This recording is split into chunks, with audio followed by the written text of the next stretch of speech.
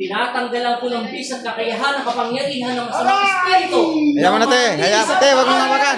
Masamang Te, huwag mong hawakan. Umalis ka sa katawan ng taong kapatahimikin mo to. Sa pangalan ni Kristo. Amen. Labas!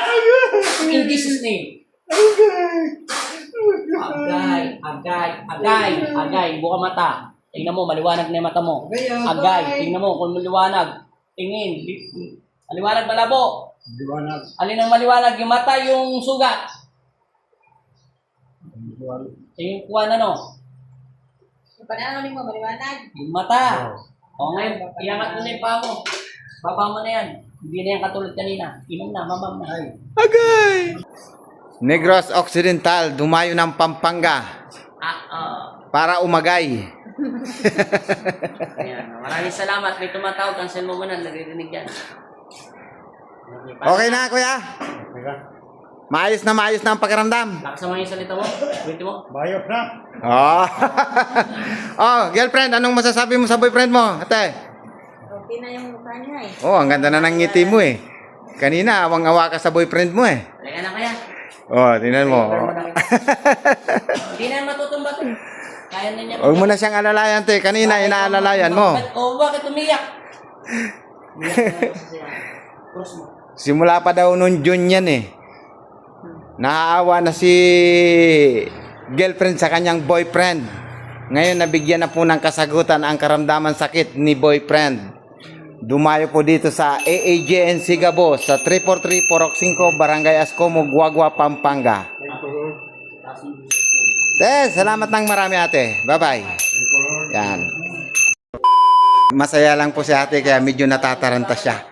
Kaysa nung una, yung taranta niya ay talagang may kasamang takot. Kasi palagay niya sa kanyang boyfriend ay talagang hihiramin na ni Papa Jesus. Kaya umiiyak na po yan, yung girlfriend niyang yan. Kuya, bali ngayon po yung naging follow-up check-up nyo sa unang pagpunta nyo po dito. Anong date po kasi yun? August? Ngayon?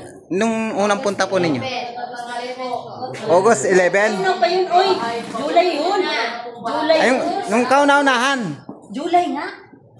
Eh di ba, babalik sana tayo ng July 28. Hindi kami nakalabas sa hospital. July 11. Yung unang-unang punta nyo po dito, sir, na hinahawakan ka lang ng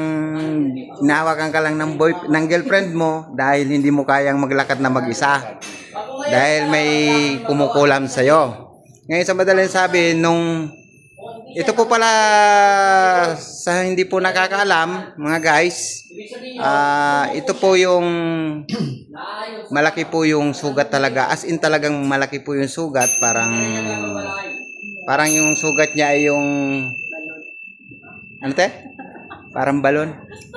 Pero kailan niya pa po nararamdaman yun? Kasi kayo po ang girlfriend.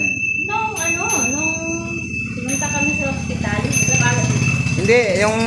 Hindi niyo pa siya nadadala sa ospital. Kailan niya pa po nararamdaman yung sakit niyang yun? June pa yun? June pa. Last year. Hindi. Itong taon na ito. Tapos June. Tapos nung July, nung pumunta kayo dito, July 11. Nung matapos kayo magamot sa spiritual, naging magaan yung pakiramdam. Okay po. Bali, sa pagbalik nyo po ngayon bilang follow-up check-up, dahil natuyo na po yung sugat nyo, ayan po, hindi ko na po makita kasi bali may binda po siya. Pero kayo na po ang magsabi, kuya, tuyo na po ba siya? Ate, tuyo na siya. Meron ng picture dyan sa akin. Okay, bali may unang picture at may pangalawang picture at may pangatlo, tapos may pinaka-final sa ngayon. Ngayon kuya, ano na po yung talagang pinaka-pakiramdam nyo? So, wala nang pakiramdam yung sugat. Kahit may sugat, wala na. Okay na po talaga. Oo, nung una, iba yung pakiramdam niya eh. Oh, kasi Ngayon, makati na daw yung may sakit po pa kasi siya sa spiritual. Kaya kahit na okay naman po yung ibinibigay ng doktor para sa kanya, yung gamot, hindi talaga tumatalab yun ng 100% o 99% kasi may sumasagabal pa.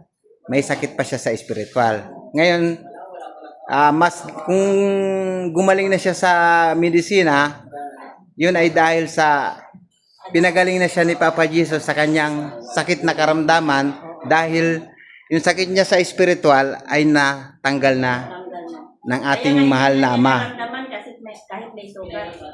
Okay. Ano naman eh. Magana kuya yung pakiramdam mo yan? Ngayong matapos yung pangalawang follow-up check-up mo, anong masasabi mo kuya?